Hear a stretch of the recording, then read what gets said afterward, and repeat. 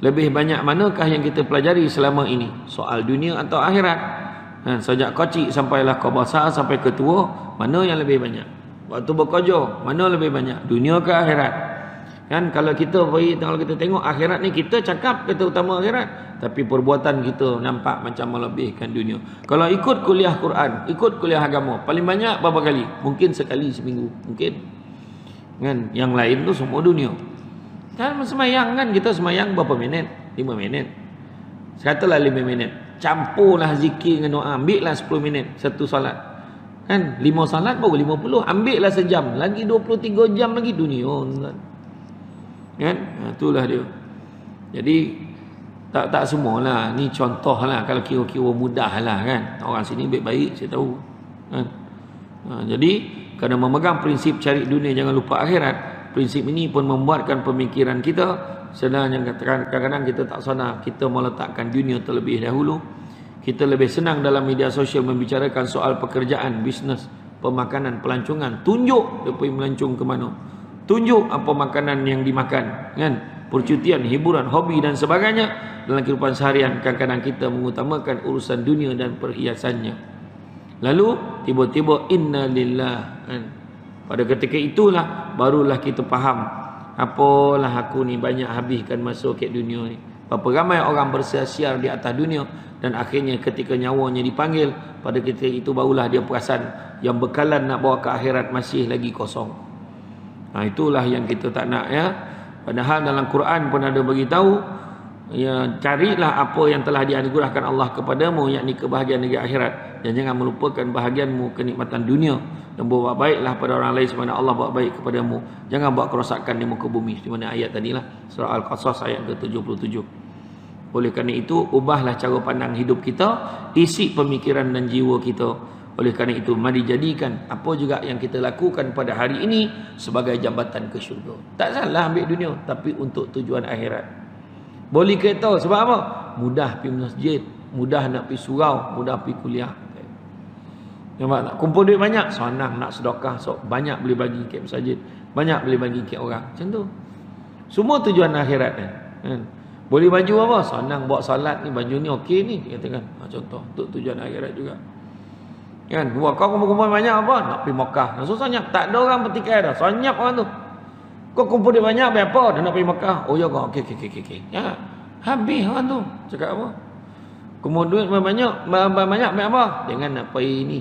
Pergi Manchester. Kan? Kan sebab lepas ni tak pergi Anfield lah, pergi Anfield. Kat Manchester dah kalah dia tu kan. Pergi Anfield pula kan. Dan sebab apa? Baik apa? Orang cakap apa? Daripada kau pergi sana, baik kau pergi Makkah. Orang tu lah cakap. Dia nak pergi dah Makkah, nak pergi tu. Kan? Contoh lah. Jadi makna kata, pertikaian itu kan, kita tengok balik kita utamakan apa. Oleh kerana itu, jadikanlah ia sebagai satu jambatan, jadikan sebagai sarana untuk ke syurga. Jadikan keluarga kita ni juga, persiapkan mereka untuk menuju ke syurga. Jadikan harta sebagai alat ke syurga. Jadikan persahabatan dan kejiranan masyarakat kita sebagai media untuk ke syurga. Dengan prinsip mengutamakan akhirat, tidak melupakan dunia. Maka demikianlah dengan ilmu dan makrifah kita dapat memahami hakikat hidup, dan dapat berjalan di jalan yang lurus, dan dapat berjalan di atas dunia ini tanpa kita melupakan kepada Allah dan Rasul. Itulah yang paling penting. Jadi tuan-tuan dan puan-puan rahmati Allah sekalian, sesungguhnya dunia kita ni sementara sifatnya. Apatah lagi yang ada dalam dunia, lebih lagi lah sementara. Dunia sementara, apatah lagi yang ada dalam dunia. Ketika peristiwa Isra' dan Mi'raj, Nabi jumpa perempuan tua bongkok 3. Apa Jibril kata? Itulah dunia wahai Muhammad.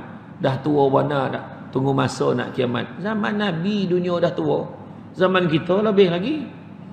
Ni yang COVID ni takkan tak faham. Ya? Tuan-tuan tengoklah balik. Kan? Apa yang warning Allah Ta'ala bagi? Apa warning Allah Ta'ala bagi? Kan?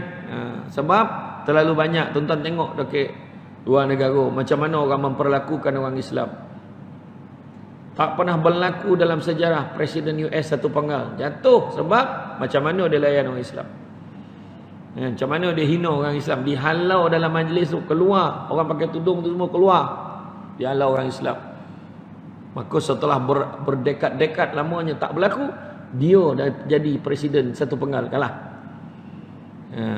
Bukan hana bona lawan sama bangang tu Biden tu sama lah. Kan? Tapi Tuhan nak tunjuk dia kalah daripada orang sepandai-pandai dia lah, cerdik dalam berniaga tu, bisnes kepala otak pandai tu kan. Kalah, makna dia letakkan sehina tempat, tak boleh timur lah tu kalah. Lagi orang galakkan dia. Kan? Tu cakap tu tadi. Kan? Apa yang berlaku? Macam-macam. Orang hina Quran, orang hina agama, hina Nabi. Berapa banyak buat? Kan? Orang hina kalimah Allah macam mana? Dalam negara kita sendiri tengok macam mana? Berapa banyak kerosakan berlaku? Berapa banyak? Kan? Masjid-masjid dia kata apa? Apa? Tuan-tuan tengok balik.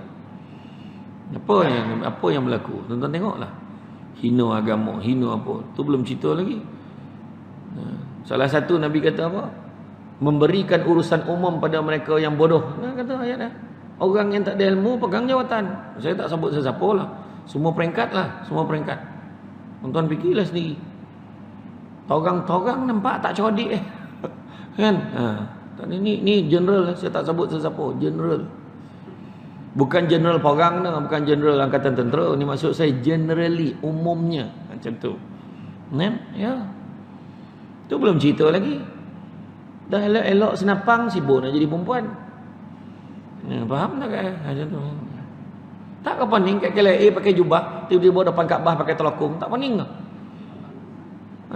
Lepas tu Syekh cakap tu tak ada apa-apa pun jadi. Kau cabar siapa? Dia masuk dalam media sosial tu dia cabar siapa cakap kan? Maka Allah Taala sebut dalam surah Az-Zumar ayat 53 apa dia? Qul ya ibadiyallazina asrafu ala anfusihim, wahai hamba-hamba yang melampaui batas atas diri mereka sendiri. La taqnatu mir rahmatillah, jangan putus asa dengan rahmat Allah. Innallaha yaghfiru dzunuba jami'a, sungguhnya Allah nak ampunkan dosa-dosa kesemuanya. Innahu huwal ghafurur rahim, sungguhnya Allah Maha Pengampun lagi Maha Penyayang. So, sadarlah sikit-sikit. Sikit-sikit sadar. Okeylah tu. Jangan tak sadar, kan? Jadi tuan-tuan dan puan-puan rahmat Allah sekalian, itulah dia. Sebenarnya hidup kita ni macam itulah tuan-tuan. Sampai masanya kita akan dipanggil oleh Allah SWT. Jadi buatlah kebaikan banyak-banyak, sebab kita tak tahu kebaikan yang mana yang akan membawa kita masuk ke syurga. Buat banyak-banyak. Dan satu lagi, bersama-sama bermasyarakat kita ni, jaga satu sama lain. Orang Islam kena saling jaga menjagai. Kadang malu tengok orang yang bukan Islam ni, dia lah elok sepakat ni. Itu semua tompek bergaduh. Sini bergaduh, kat masjid bergaduh, kat sini bergaduh. Makan tak nak makan dengan orang tu. Apa tahu mana? Kawan tu bergaduh, tang nego sesama. Iyo tuan-tuan, heran gitu kan. Tak apa parut kan. Iyo. Itulah dia. Jadi kita berbaik-baiklah antara satu dengan yang lain. Tuan-tuan ingat apa saya cakap ni? Kalau nak berjalan laju, jalan seorang. Kalau nak berjalan laju, jalan seorang. Tapi kalau nak berjalan jauh, jalan sesama. Tu fahamlah maksud dia tu. Orang Islam kena baik antara satu dengan yang lain, lengkap melengkapi. Nabi tunjuk macam ni orang Islam. Macam ni betul tak? Bukan macam ni pergi kau. Mati lagi baik dia. Sanggup dia tu. Biar dia akan mati, kita mati, dia pun mati sama. Yang penting sesama puas hati tak dapat. Sanggup dia macam tu. Tu orang Islam tu. Kat Malaysia. Ya, kan? Itu dia. Melayu takkan jatuh, melainkan sebab Melayu juga macam kayu lah. Kayu kan tumbang sebab dia kayu juga. Sebab ulu kapak tu kayu. Sekarang tak ustaz, dia pakai chainsaw aja. Yalah. Tapi itulah dia pengajaran yang kita dapat lah kan. Jadi tuan-tuan, itu saja daripada saya. Saya ucap terima kasih di atas kesudian mengundang saya pada hari ini. InsyaAllah itu saja daripada saya. Saya ucap terima kasih banyak. Mudah-mudahan Mudah-mudahan kita jumpa lagi di masa-masa akan datang. Dan sebelum tu sedikit makluman yang saya nak maklumkan kepada semua. Kat luar tu sekarang nanti bolehlah ambil flyers tu. Siapa yang nak tengok nak pergi umrah kan. Siapa yang nak pergi dengan saya pergi bulan 3 tahun depan cuti sekolah. Kita target 350 orang insya-Allah. Hotel dia nanti tengok. Memang bukan apa lah hotel okey insya-Allah. Tuan-tuan kena hati-hati, kadang orang ni pandai.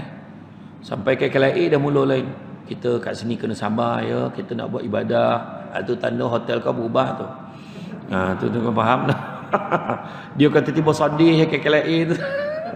Kan, itu satu. Dan keduanya nanti adalah sikit sedikit produk-produk bukan untuk dibawa aja, untuk dibeli.